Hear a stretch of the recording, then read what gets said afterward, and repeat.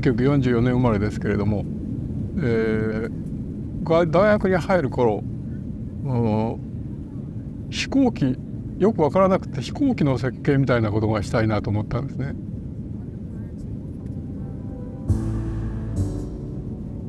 ところが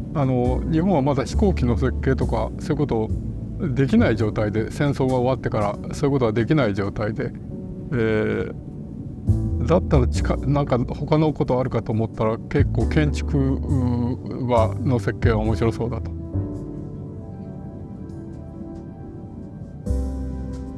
大学終わる前3年生4年生の時に、オランダとかヨ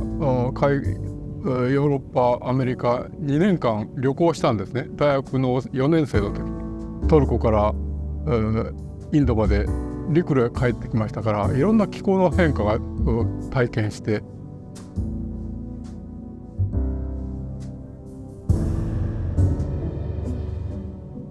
技術協力で行く話があったんで3年間行って、でシリアの砂漠とかいろんなところで、家を見てるとやっぱり日本と全く違う気候風土で、乾燥地域で気候風土と住まいっていうのを研究テーマに、乾燥地域と湿潤地域の違いをやったらどうかと思って、でオーストラリアの大学へ行ってブリスベンの大学で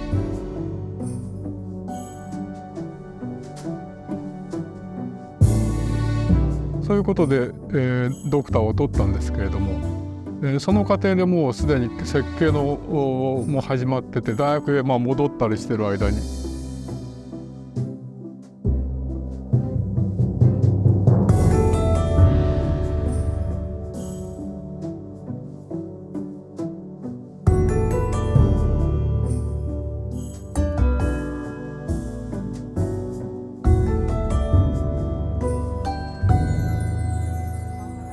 No ano 2000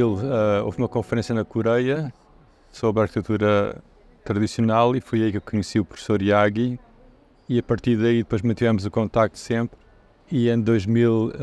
eu fui ao Japão, convite do professor Yagi de fazer o doutoramento no Japão. Em 2002 ele pediu-me para dar apoio aos alunos japoneses a estudarem em Macau. Funcionei como uma ponte entre os alunos da Universidade de Tóquio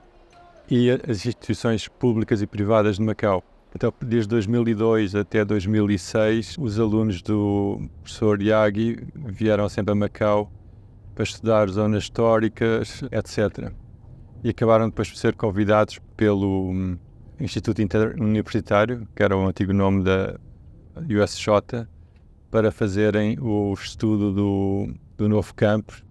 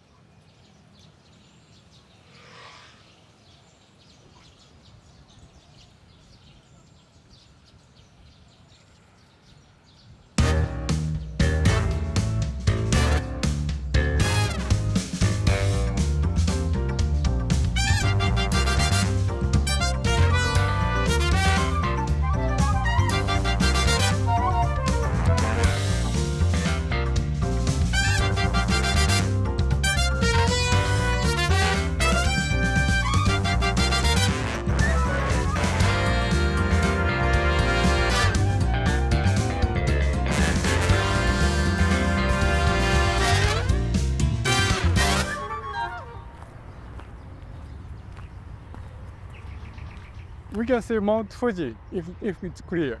but today we can't see.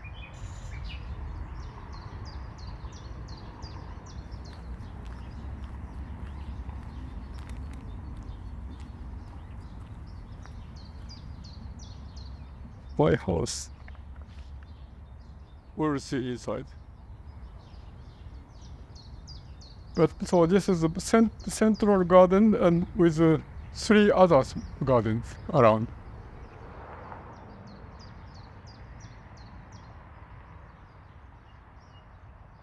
System が、ちょっと多分マカオの大学と少し違うかもしれないと思うのは、日本の大学の、割にこじんまりした大学、東京工業大学もそうですけれども、先生の数と学生の数のプロポーションが非常に、いい感じで、1人の先生に対して3人ぐらいの卒論生っていうかアンダーグラジュエートの学生がついて、その上にまた3人ぐらいのグラジュエートのマスターコースの学生がいて、その上に数人 PhD の先生がいて、それからアシスタントがいて先生がいると、そういうピラミッドのような形になってるんで、いくつかのチームを作って、プロジェクトをすることができる。研究チームもそれから設計も。上の学生が下の学生を面倒見るような形で、設計ができる。一種の事務所形式の活動ができる。それが非常にただクラスで教えるだけではなくて、その研究室というシステムで、教える良さだと思いますね。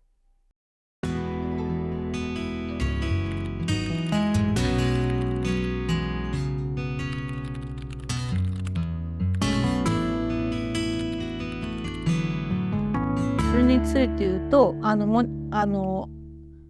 リアルな実現するプロジェクトに学生が関われるというのは学生にとってはとてもいい経験です。っていうのはやっぱり設計の課題とかコンペティション、デザインコンペティションみたいなものだとやっぱりちょっと実現不可能な案というか、ちょっと何ですか、木をてらった案じゃないですけど、そういうのを作りがちなんですけど、リアルなプロジェクトになってくるとやっぱり現実に対峙しなきゃいけないので、そういうちょっと何ですか実現不可能なアイデアみたいなのはやっぱり実現できるようにはめ込んでいかなきゃいけないわけですよね。だからそこがなかなか難しいところでもあり、現実社会とやっぱりうまく調整していかなきゃいけないっていうことはそういう意味では自分たちが考えたことが形になるっていうその喜びとか達成感っていうものも得られると思いますので、とてもいい経験だと思います。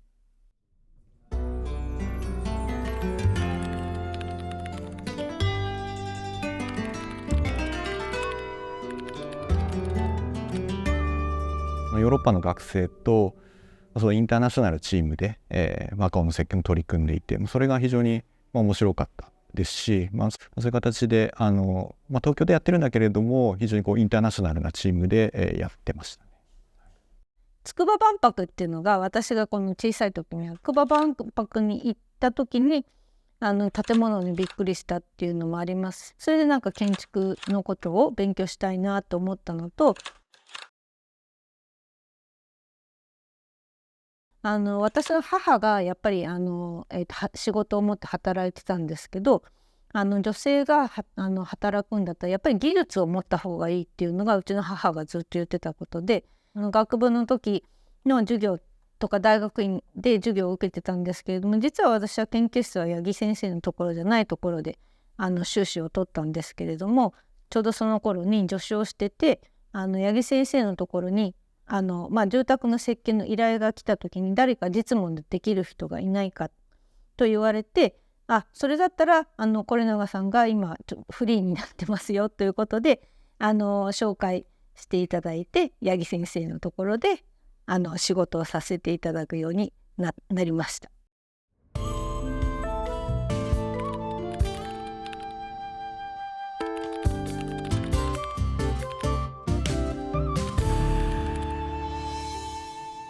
イタリアに2年留学していて、そこで、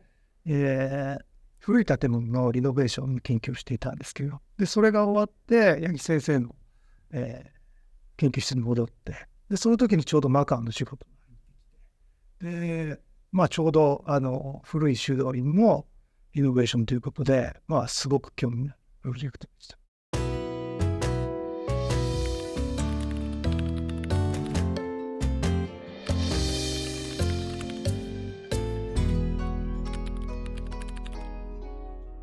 で、ですので、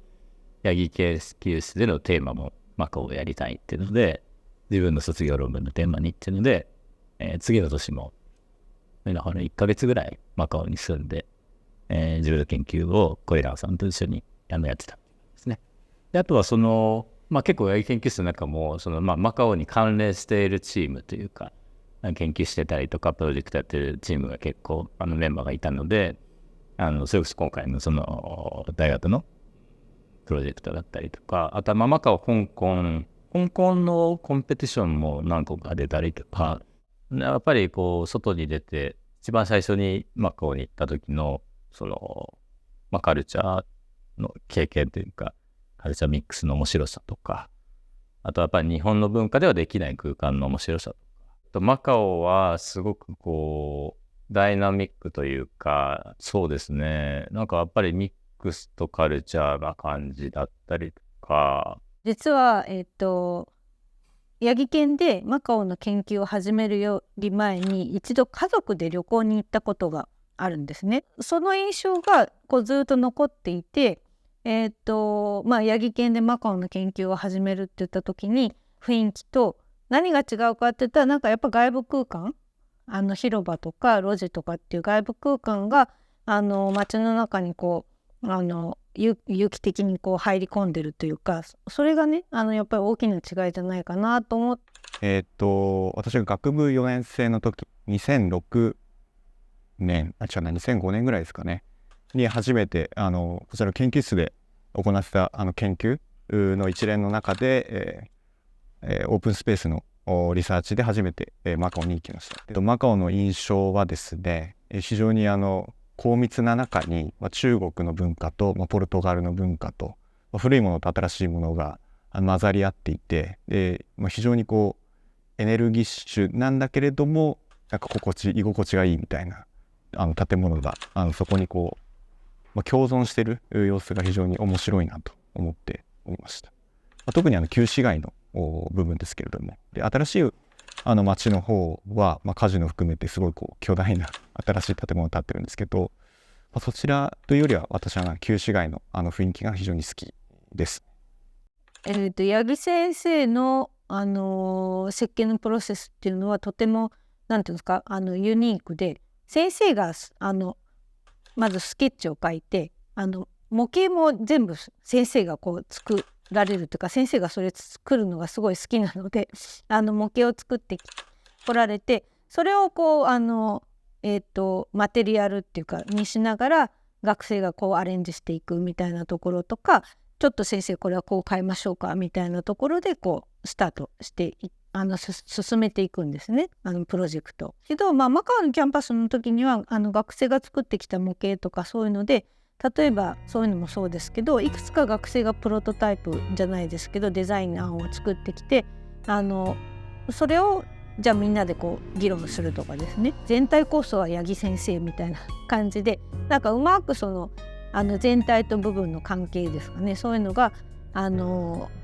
みんなで作り上げていったっていうような、そういうプロセスでした。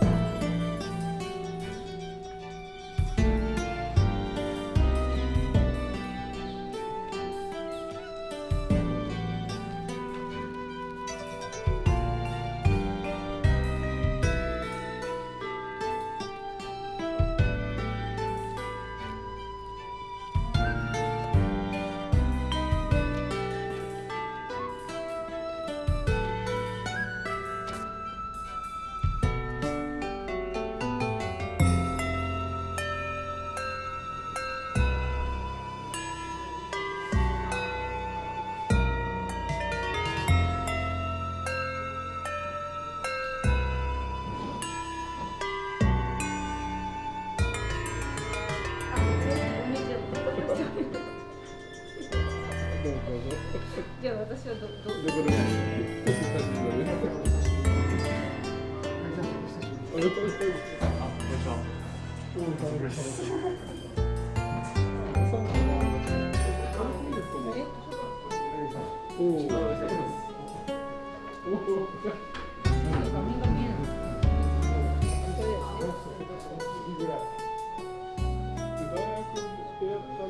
せ課程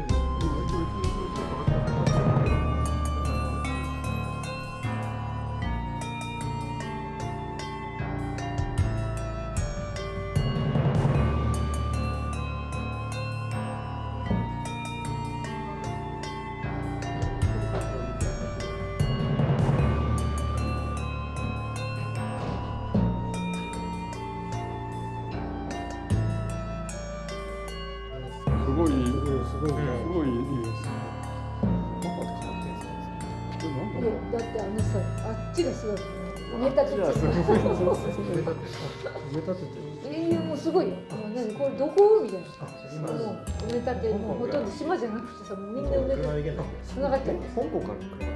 橋ができた。橋ができた。橋ができた。車で行行ったけどあんまりよく見なかった。なんかいやなんか東京でマカオのなんかやるっていう。このだからこの色の感じわかるでしょ。リチャードの色で。それで、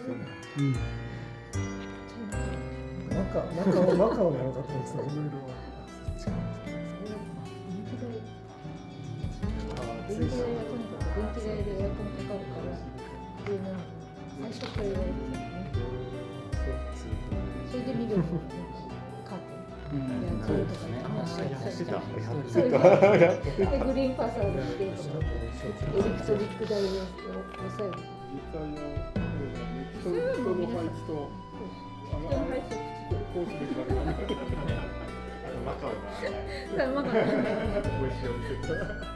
そうですね。私が、マカオの調査を始めたのは、八木先生のところの、助手になるっていう時に、何か、研究しましょうということで、こう皆さん海外にフィールドを持ってたんですけど、その中でじゃあどこやりますかって言った時に、今 IIUM のフランシスコが八木先生ともともとどこかの、国際会議で、会われて、それでマカオの調査をしないかということで、それでじゃあ外部空間をやろうかなということで、広場と路地という話になりましたけど、その広場と路地をやりましょうと。で、広場と路地っていうのを見ていくと、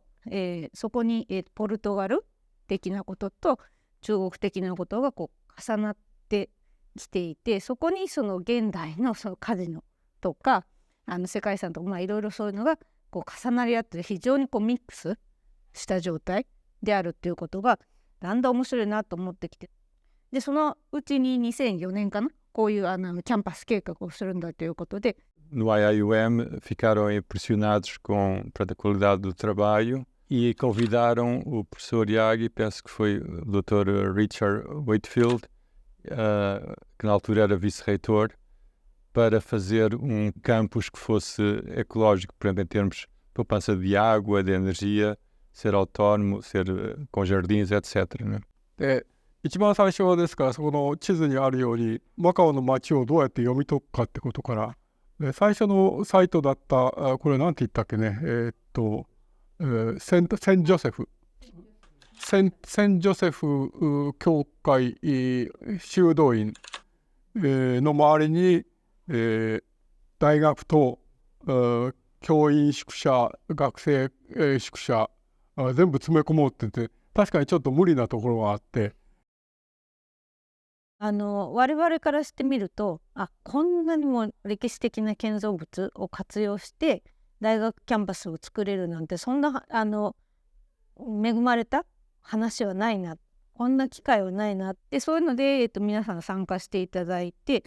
そうこうしてるうちにここは世界遺産になってしまったので使えないということになって、イルハベルデってこちらの島の方ですね、島の方に敷地が移ったので、新しい計画をこう始めてくださいということで、ここには、当時中学高校のカトリックの学校があって、それを全部、別のところに移して、ここでもう大学にすると、一部高校が残るという計画を、告げられて、マカオのキャンパスは実は、フェーズでいうとセントジョセフで始まったところから敷地がイルハベルデに移って、でイルハベルデでやってる中にも研究室でやってる時から、実務レベルになってデザインシステムという設計事務所が一緒に合流してっていうので、大きくこう設計の段階で3段階あるかなと思ってるんですけど、その、1段階目と2段階目ぐらいまでをこう研究室でやっていたと。大学の方に提出するときはこれがファイナルっていうだけではなくて、こういう案もあります、こういう案もありますっていう学生たちのちょっと非現実的な案も含めて、プレゼンテーションをしたんです。だんだんこう本格的に我々が設計するっていう雰囲気になってきて、もう少しこれが最後だっていう、形に持っていって、模型なんかもかなり大きな、こんな大きな模型を、作って、そこの中に、我々の考えていることがパッと分かるような模型を作ったり、しました。そういうプロセスで今日参加してくれた人たち、それぞれの段階で、貢献してくれたんです。フィールドワークをやりたくて八木研究室に入ったっていうのが、僕が八木研究室に入ったきっかけで、かつ八木先生の作品とか見ると、そこでのこう経験だったり、そういったオープンスペースとかの、考え方がですね、建築にもこう反映しているっていうところが非常に興味があって、八木研究室に入りまして。このマカオに関わったのは2006年7年、僕がオランダに留学する前に、ちょうど留学生と面白いプロジェクトがあるということで、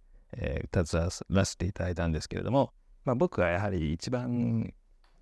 このプロジェクトで面白かったなと思ったのは、やっぱり外国の留学生が一緒に来ているというのと、マカオっていうのはどうしても東洋と西洋がぶつかる場所なので、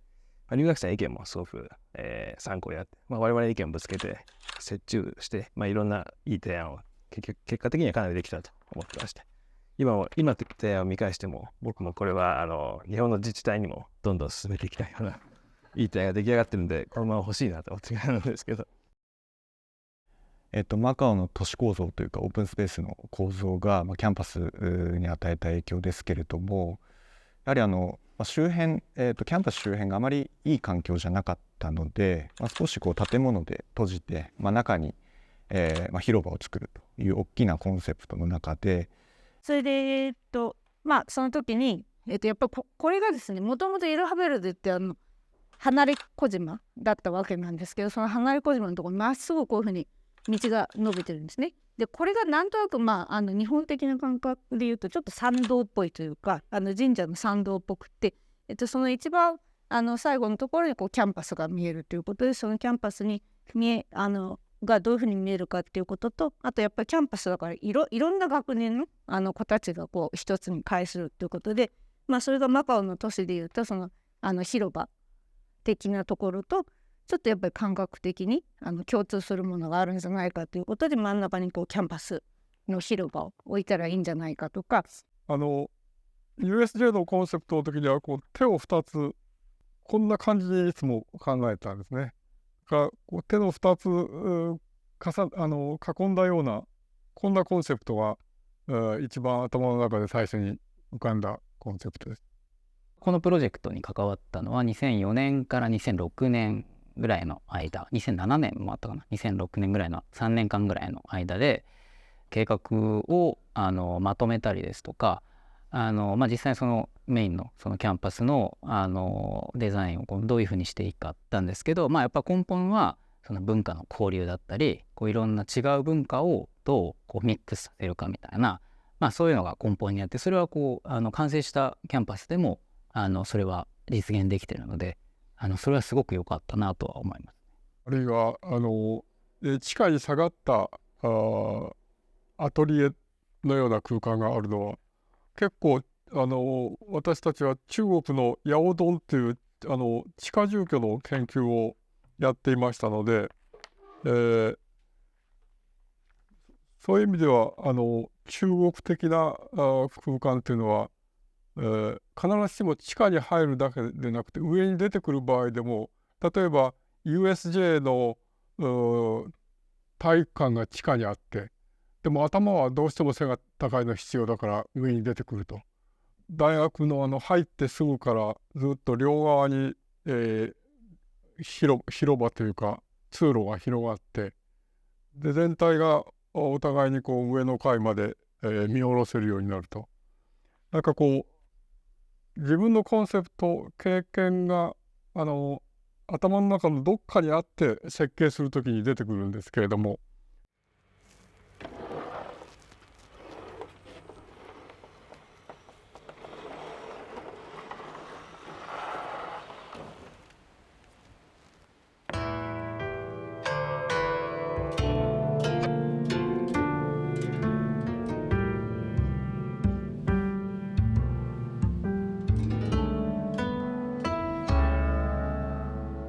Architecture schools in Japan have distinct styles and approaches, as do the labs run by individual professors within those schools. Some are focused on experimental form, but some are focused on technology or sociology. And in the case of Koji Yagi, he was for many years a professor at the Tokyo Institute of Technology, which is well known for decades and generations of research on the question of the small urban house. Yagi's own teacher was Kiyoshi Seike, who was a professor at the Tokyo Institute of Technology, who was well known for his interest in trying to combine the principles of the Japanese traditional house with the European modern house. And in fact, Yagi went on to marry Seike's daughter. So for some years after they married, they were living in a house designed by Seike, which they later inherited. So it's part of his family heritage, but also part of Japan's modern architectural heritage. 自分の清盛家が自分の父親正成家のためにこの家を作ったんです。ですけど、正成家はここに移りたくないと言ったので、自分たちがここに住んでいる。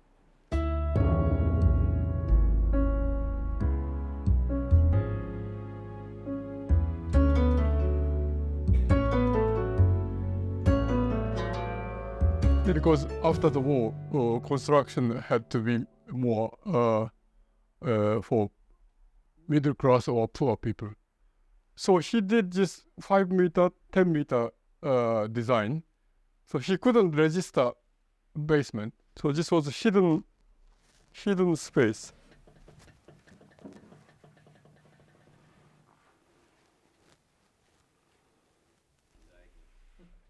You see, in this house, all these 6 people lived. 広いスペースを囲んでいくつかの建物でお互いにこう、感じる、見たり感じたりすることができるようにするというのはここで随分僕は学んで、神奈川県の川崎の住宅でも似たようなことをしてますし、それからマカオの USJ の時にも、最初の設計ではその体育館の屋根の上は、歩行者が、歩いて、その向こうにあるオーディトリアムへ行けるというふうに考えてたんですけれども、USJ の敷地が実は、当初与えられた敷地よりもちょっと縮んでると、結局オーディトリアムは、地上に半地下のところには作れなくて、オーディトリアムは、プールとか、なんかがあるのの一番上の階になったという変化はありましたけれども、真ん中にできるだけオープンなスペースを取るというのは、続いてるわけです。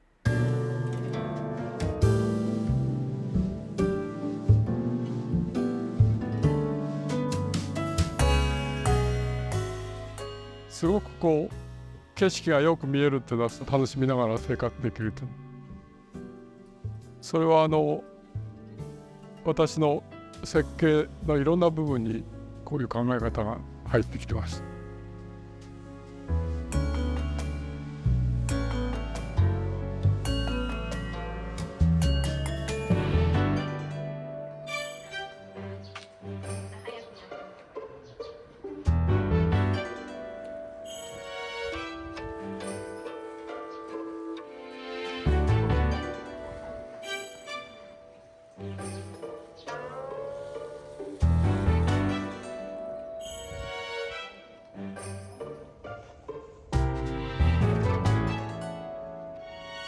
クライアントか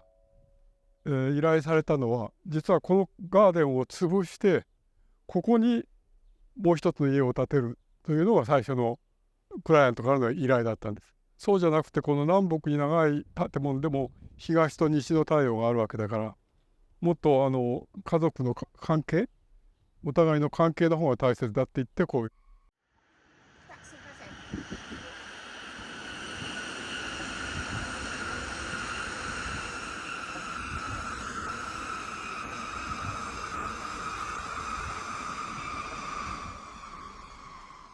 これはモバイルフェンスで、形はいくらでも変えることができるフェンス。It's actually very safe. So all the family members are facing to the garden. The position of wife mostly stay here. Is they're looking toward the garden. So she is like a captain of the boat. それはUSJ の学長っていうのが部屋から全体が見えるのと似てますよね。一番こう目的はこういうビューですね。それが一番の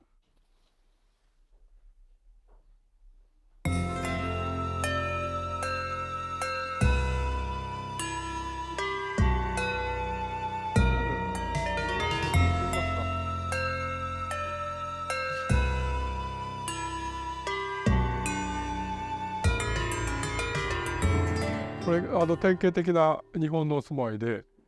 畳の部屋があって、廊下があると。でこの廊下から庭に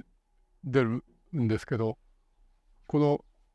畳の部屋からも廊下からも新しいうち、息子とか孫がいる家がよく見えると。USJ の時もそうですけどこう囲むように建物をこう配置してお互いにこう中を見ることができるようになる。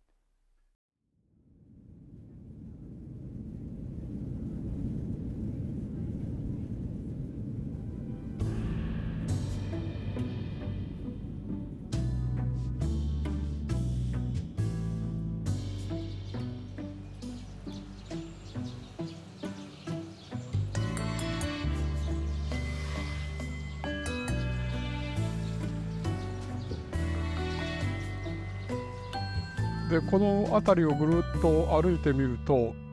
通りをまっすぐ見て左の方が工業地帯で右の方が、住宅街でその後ろに中国の住宅街がある。そういう環境はもちろん山があってですけどねその環境から考えるとどちらかといえば左の方がアクティブな環境、大学の中でもアクティブなものにして右の方をどちらかといえば静かなものにしようと。で図書館なんかは宿舎との方に学生の宿舎と、教員用の宿舎が右の静かなゾーンにある。でその手前にチャペルがあるという全体の構成がこう真ん中の広場を囲むような形になる。で当然真ん中の広場はすごく大切な意味を持ってきますのでみんながその広場を通して、高校生と大学生あるいは大学生のいろんな学科の違った、学生たちがまずは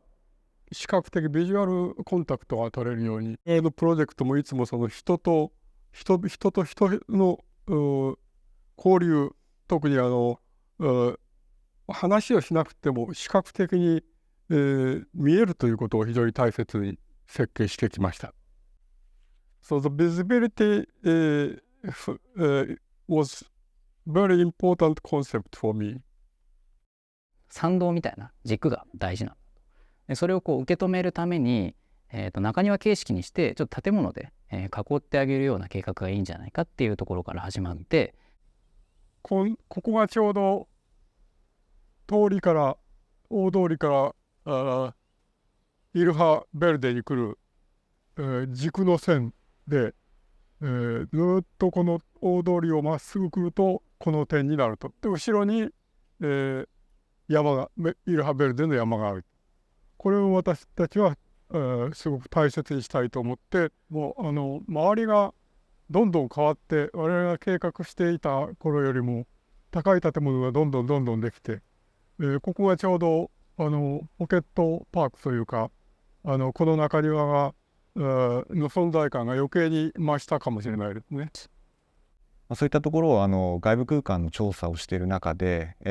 マカオの、特に旧市街で、大きな広場もありますし、細い路地、だったり、袋小路、をうまく活用しているマカオの人たちの、そういったアクティビティを見て、それを参考にして、それをマカオの大学キャンパスの中での学生同士のコミュニケーションの場としてそういった場所を作っているといったところです。こういう中庭式の広場型のキャンパスを作るにあたって、誰か一番重要な人たちがいるあたりを考えた場合に、キャンパス全体が見えるようにするのがそう大切だと思ったんだ。それはちょうど我々が住宅を設計する時でも、こういったポイントから、これちょうど船のキャプテンがいる部屋みたいに全体を見ることができて、キャンパスで何が起きてるかってことは感じられるわけです。Hello, nice to see you. Welcome. So I feel actually that you should be welcoming me. This being your idea. Thank you very much. It's a wonderful campus. Well, it is a wonderful campus. It's very exciting. Yeah. It's a nice place to, even if you're frightened of heights, which I am. So I don't stand too close to the window. I see. But thank you very much for it. So you see most of the activities here. Yes. It's very good. That's what we wanted to do. Yeah, it's great. It is absolutely marvelous. And whenever we have delegations from the mainland, they're always taken by the feel of the place, by how open it is, by how light and color, and imaginative, because the shapes of the spaces are very different. But they tend to build campuses that are very square. Yeah, that's right. Aside from the open central square, the buildings of the campus have many places where there's a complex interpenetration of interior and exterior space, or places where in fact it's ambiguous as to whether you are inside or outside. And this has some connections with traditional Japanese architecture. So the open walkways and the semi-enclosed courtyards on the campus have obvious analogues with the traditional Japanese house. Well, certainly there are many other contemporary Japanese architects who are interested in a similar adaptation of historical principles to contemporary architecture. You could look at examples of recent Tokyo architecture, such as the Asakusa Tourist Information Center, which was designed by Kengo Kuma. And at first glance, it looks like a stack of traditional houses lined with vertical wooden slats. But in fact, it contains a continuous spiraling interior space that at certain moments switches to exterior space, exterior balconies, and somehow weaves itself into the Tokyo cityscape. And conceptually, I think it's linked with the access path to the neighborhood temple. Another example would be the Sumida Hokusai Museum, devoted to one of Japan's great pre-modern woodblock print artists, which was designed by Kazuo Sejima. And in this case, it appears somehow crystalline or origami-like, but the form allows fissures of exterior space to pass through to the interior of the volume. 夏にも調査にも行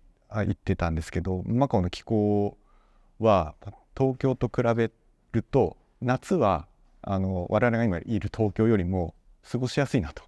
いう印象で、逆に冬は非常に温暖で一年中ですね、建物の外を使って、過ごせるといったところが一つその広場だったりとか、建物のバルコニーのデザインというのには生きてきてるかなと。当初の計画ではこの屋上庭園だけでなくて、もう少しグリーンのカーテンと称してたんですけれども、グリーンのカーテンを前に作ろうと思ってたんですけれども、それは結構予算的にも大変で、キャンセルになった。グリーンのカーテンとこの建物の間の部分にソーラーパネルを並べる予定でした。グリーンのカーテンがキャンセルになったんで、ソラーパネルの量も少し減ったという感じですね。この庭はかなりウエスタンジャパニーズって変ですけれども、この芝生をメインにするところはウエスタンな感じですけれども、小さな木とそれから岩があちこちにこうありますけれども、この感じはかなり日本的な感じです。それからステッピングストーン、このステッピングストーンのアレンジもすごく日本の庭に似ています。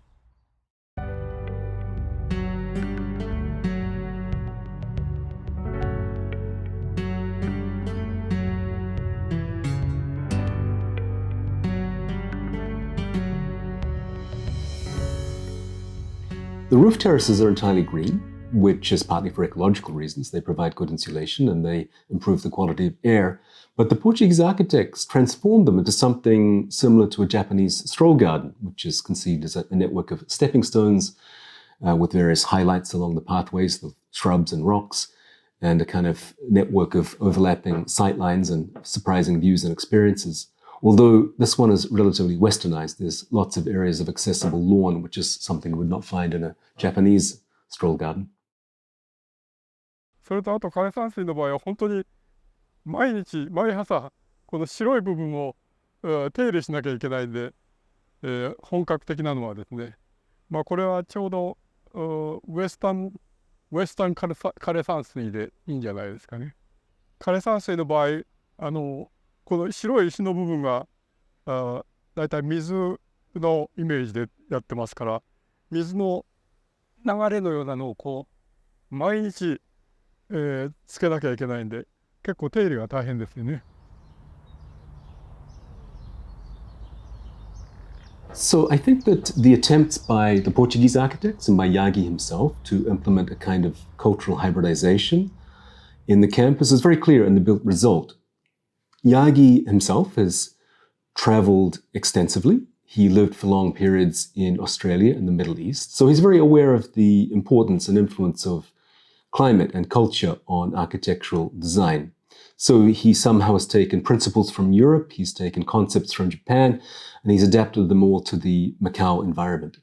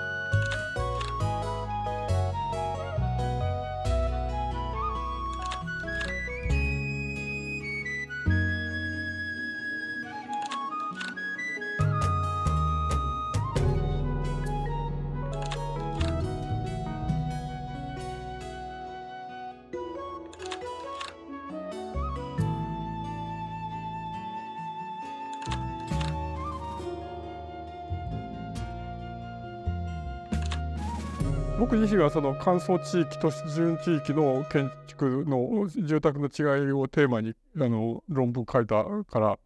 でもそれはいつもコンクリートの壁が多いけれども風通しをどうするかとか、どこに窓を開けるかと。日本の場合はやっぱり風通しがすごく重要ですから、そういうことをいつも気にしてましたね。だから全体の流れとしてはコルビュジエだけじゃなくてやっぱりミースの流れも日本の建築の中にはあると思う。実現しなかったんですけども、ところどころパティオって呼んでたんだっけ、一教室分ぐらいの庭みたいなのをあちこちに作って、でそこはこう風通しがいいようにっていう。だから外側はコルビュジエ的かもしれないし、中側はどちらかといえばミス的と言えるかもしれないですね。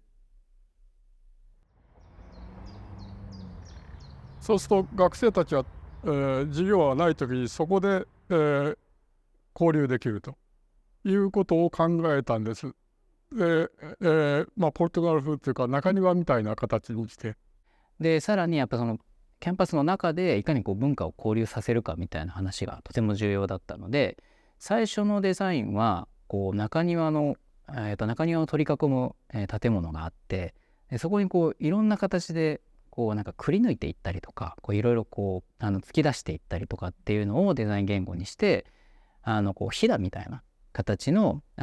全体のデザインにしていったらどうかなみたいな話がかなり初期段階であったんですよね。でそれを、こういろいろこう、洗練させていく過程の中で、それがこう四角くボリュームがポコってこうキャンパスの中から出てたりとか、あとはいろんなボリュームが分散してたりとかっていうのに、なっていただこの考え方自体は片廊下のキャンパスを設計する場合にどうしても廊下ばかしが続くってことを何かの方法で、変えたかったと。もう少しこうアトラクティブなものにしたかったと。それが一番の元ですね。で特にこうメインキャンパスのボコボコバルコニーが出てるアイデアは確かマカオのですね、旧市街にあるレジデンス住宅のビル建物に、ケージといって、バルコニーを拡張させるような、鉄格子をみんなこう出してその出しておいて、あとこの目の前のこの、ケージというのかな、窓のところが出っ張ってきて中には部屋のように出っ張ってきていると。これはマカオの景色を作っていて、ケージ的な部分と、出窓があるんですけど、非常によくできて、危なくないようによくできていると。ただこのケージを作ってる会社に行って見せてもらったら、上から泥棒がぶら下がって降りてくるっていうことで、結構これは単なる使い勝手だけじゃなくて防犯のためにもなってるんだっていうのはよくわかりました。それはもうちょっとスラムっぽく見えるんですけれども、とても魅力的な街並みになってると。それも一つの頭の中で背景としてあったものです。というもう一つ逆に飛び出してきた分だけ、片廊下の教室のところに穴を開けようと。だから面積的に穴を開けた部分こっちへ飛び出してくるっていうそういう操作をして、穴の部分には建築としてはコストをかけた建物の、ある部分に穴を開けて外にするっていうのは、もったいない話ですから。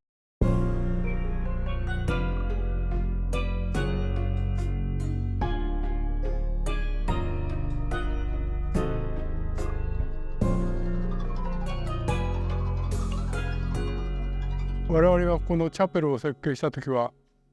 我々もそれからドクター・カバレルもMIT の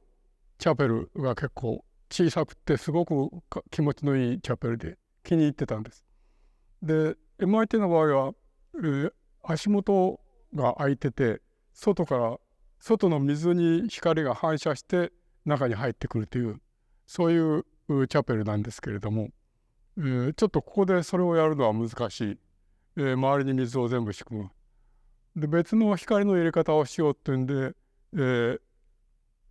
少しこうずらして半分ずつずらすとその隙間から、光が入って片方はエントランスになってもう片方は光が入ってくるということと、あとはトップライトを作ろうと。マカオということで非常に人も多くてコミュニケーションがこういろんなところで取られるっていうことでこう人が集まるようなこうね手をこう重ねたようなそういうような形で教会作れないかなと、人が集まる場所、温かくこう内包できるような場所っていうことでこの形を作りました。これが現実にこうできた時は非常に感慨深いものありましたけど。でなんとなくマカオの都市構造をこのキャンパス計画の中に少しこう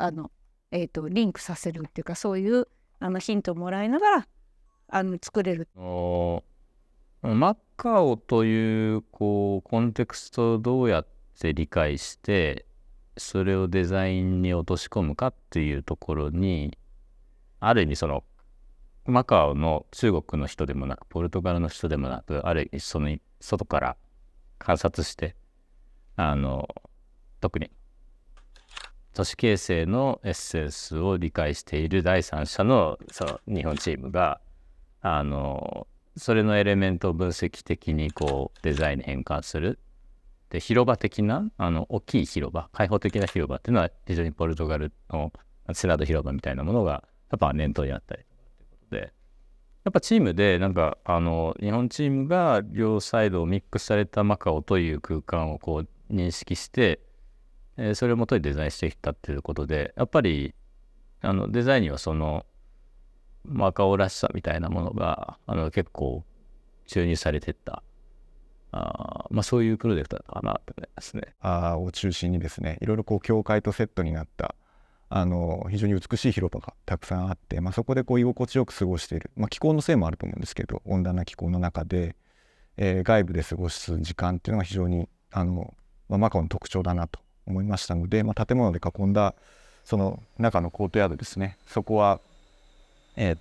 ナド広場などが参考になってます。で非常に広場としてうまく機能している場所で、今マカオの観光客誰でもここへ来る場所の一つですよね。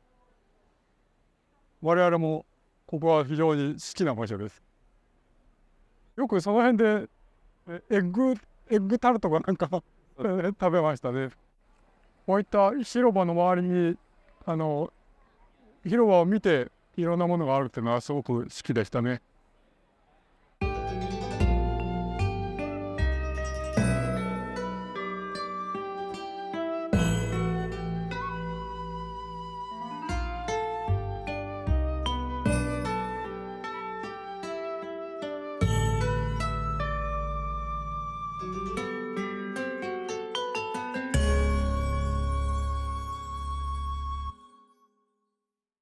アムステルダムで集合住宅の設計も、何人かの建築家でやったんです。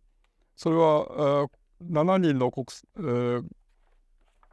の建築家で、私日本人とギリシャ人、フランス人、オランダ人、アメリカ人、デンマーク人、イギリス人と、1週間ワーキングセッションで話し合って、基本設計をまず決めたんですけれども、文化的なことをどうやって取り入れるかっていうようなディスカッションもして、それぞれが何らかの形で自分の背負ってる、文化を見せたらどうかと、文化的背景を形にするっていう結構難しい作業があって、なかなか文化を建築で表すって難しいことではあるんですけども、ほとんど意識しないでも実は自分の文化を建築的にしてるっていうことはあると思いますね。ただやっぱりなんかベースの建築デザインは日本のチームがやってますので、割に当時も割にちょっとこうコンテンポラリーでミニマルな、ことさら日本の文化をそこに表彰するっていうディスカッションはそんなにしてなかったんじゃないかなと思いますね。マカオのキャンパスを考えてた時にはあんまり実は日本のこととか特に私はその時は京都には住んでないのであんまり日本の影響というのは多分直接的には出てないと思うんですけれども、そういうような形でこう人が集まるようなところをこうどういうふうに作っていくかっていうような共通する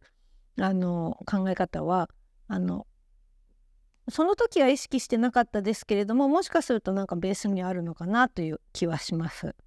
The campus design is clearly influenced by the work and ideas of the French-Swiss modernist architect Le Corbusier, who was so influential on architecture and architects in 20th century Japan. And you can see this in, for example, a strong horizontal emphasis in the facades and the free arrangement of projecting boxes, in the volumes that appear to be raised up on rows of small columns, in the roof terraces, and the overall ship-like imagery. There are also Japanese nuances to the design. You can see similarities in other projects by Yagi that is built in Japan, which use similar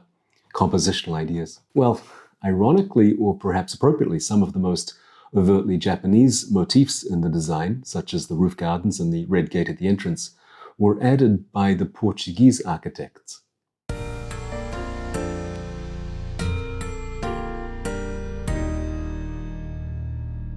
ただ我々とこの大学とのどこまで我々がやるか、どこから先はコンサルタントがやるかっていう、最後のディスカッションで、1対200の図面を渡すと。そこから先は、セセルがやるということで、細かなことは決めてなかったです。我々が作った図面では、細かいところまでは決めてなかったんで、こういった色とか、どこまでガラスにしてどこまで、壁にするかとか、その辺は、コンサルタントのセセルのカンピナさんは多分かなり決めてくれたんだと思います。Eu penso que a ideia principal ficou salvaguardada do que ser um campus verde, ser uma zona tipo à volta de um pátio português ou de uma praça portuguesa, portanto, ter elementos de Macau, mas houve outros elementos que foram retirados porque o arquiteto local tinha uma filosofia e uma prática diferente, e penso também por razões económicas para cortar os custos, e a ideia do professor Yagi era realmente deixar a universidade que tem uma raiz portuguesa e católica, portanto, dar esses elementos, e na parte do arquiteto português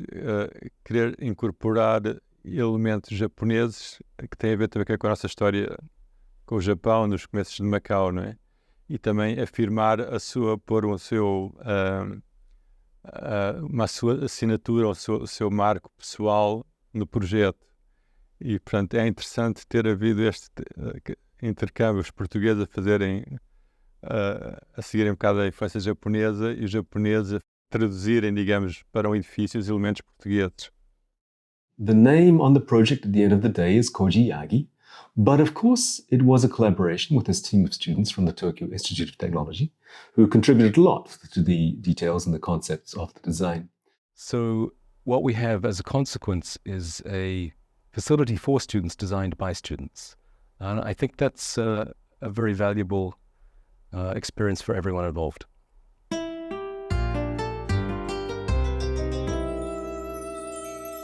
本当にみんなよく、頑張ったと思います。で、英語のなんかドキュメンタリーもものすごい作んなきゃいけなくて、英語で、英語だったっけ、なんかね、ポルトガル語もあれで、非常に模型も大きいのを作って、カラフルな模型を作って、非常に楽しい計画を作って、みんなでなんかワイワイとやりながら盛り上がってやってました。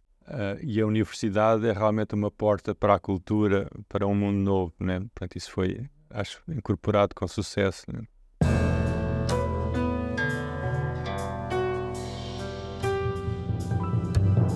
でマカオっていうとカジノねっていうことしかなんかリンクで考えられないんですけど、そうじゃなくて、調査した私としてはもっと面白いところもあるし、もっといろんな複雑なことが重なり合ってる都市なので、それをもう少し日本の皆さんにも知っていただきたいなっていうので、この本を書きました。で、この本の中にはその外部空間のこともあれば、マカオの歴史っていうのがどういうふうに積み重ねられてきて、この時にはやっぱりマカオってすごい観光都市なんですけれども、観光で生きてることは確かなんですけども、その横で普通に生活してる人たちがいて、その後実はもうマカオの調査っていうのは今なかなか継続できてはいないんですけれども、今京都女子大学っていうところに勤務していて、もう皆さんもご存知のように京都は日本を代表する観光地の一つなんですけれども、多分共通点としては両方とも歴史的な都市であるということと、やっぱり古い建物も残っていれば、古い都市構成がそのまま現代の都市の中に残っているというところは、マカオと京都が共通するところだと思うんですね。で古い都市には大体路地っていうのがあって、京都の街の中にもとても路地がいっぱいあるんですけれども、そういう路地奥の魅力みたいなのはマカオととても共通するところがあると感じています。Well, Yagi brought with him a small team of students from his lab at the Tokyo Institute of Technology. And interestingly, each one of those students seems to have taken some aspect of their experience in Macau with the design of the campus as a starting point for their own careers. 実は今はそのビジネスと不動産、あるいはリノベーション、テクノロジーとかそういう領域にいるんですが、非常に大きく影響しているかなって言うんです。クルバは不動産だったり、デザイン、建築出身のデザイン、の、テクノロジーカウンターでいる形ですね。そういうところにやっぱ関心があるっていうのは、大元のマカオの経験とかっていうのは今でもつながってるんじゃないかなっていう感じ。どんどん次の、研究室の選択だとか、次に、上下のつながりがあるというのは、とても、あんまり他の大学にはそんなにないことだったので、そういうのがきっかけになって、やっぱりみんなヨーロッパに留学してるから僕も留学しようだとか、そういういろんな経験を通して、いろんな海外ネットワークもできて、それが現在もつながっており、僕は卒業後も海外と強いネットワークを構築して、いろんな海外文化を日本に紹介するというのを、やってますと。結構比較的私修士がちょっと長めにいたので、長い5年間八木研究室で、携わってですね、そこでやった、チームワークでやることとか、そういったところももちろん今の仕事にも生きてますし、小さいオープンスペース、大きいオープンスペースの関係性みたいなところは今、日本設計で、結構シティプランニング、都市計画ぐらいの規模の大きさのプロジェクトが多いんですけれども、そういった中で提案していく中では、非常にマカオで培った感覚だったりとか、スケール感とか密度感みたいなのは非常に生きていると思います。今、日本設計というところで働いてまして、日本設計は世界でも結構日本でもですね、規模の大きい、組織設計事務所で、全部で1000人ぐらいいる建築士だけで設計士だけで600人ぐらいいるそういった設計ファームで働いています。で今やってるプロジェクトはまさにマカオと状況が結構近い、東京の都心で、そこからいろんな国内の古い歴史的な建物のリノベーションっていう仕事も多くやってますし、研究もスタートしてますので、今も再生論という事業を担当してますけど、学生に向けて古いものをなるべく使っていくんだよって話とか、その町の歴史っていうのをどうやって建築に取り込んでいくかっていう、そういうことを次の世代に伝えられたらなというのを今はやってます。ここでやったことっていうのが一つ僕にとってはスタートになっていて、非常にそういう自由な空気の中でのびのびといろいろ研究をさせてもらいました。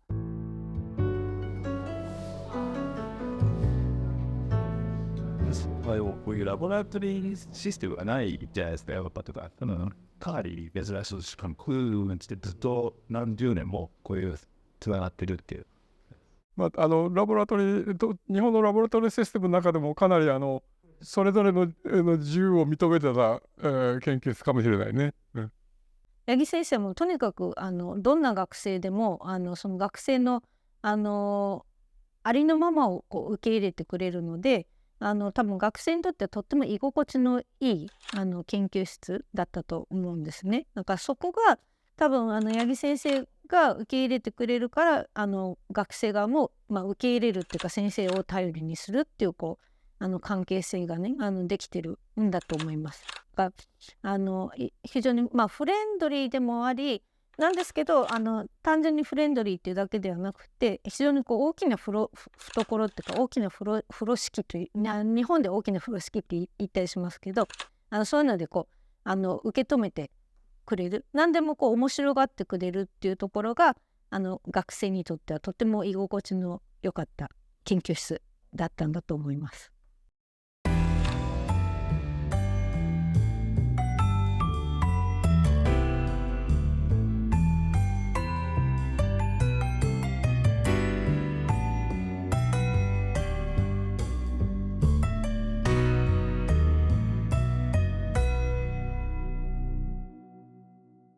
私が2010年に東工大をリタイアするときにヤギ研の人たちが作ってくれた、ポスターというか皆さんに配るためにこの裏と表を作ってくれたんです。で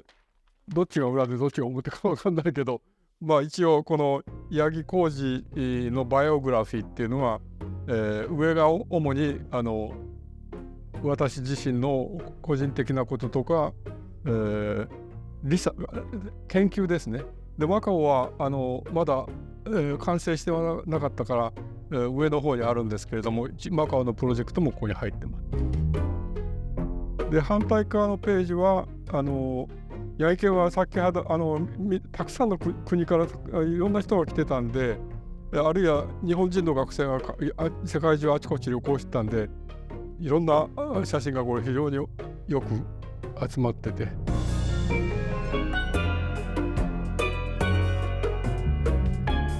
これを大きなまた布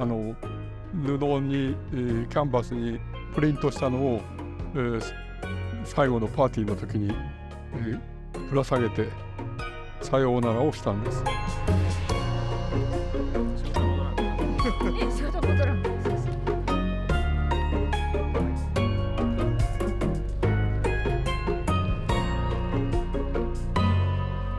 É uma pessoa que cuida realmente das pessoas, quer saber também delas, como é que estão.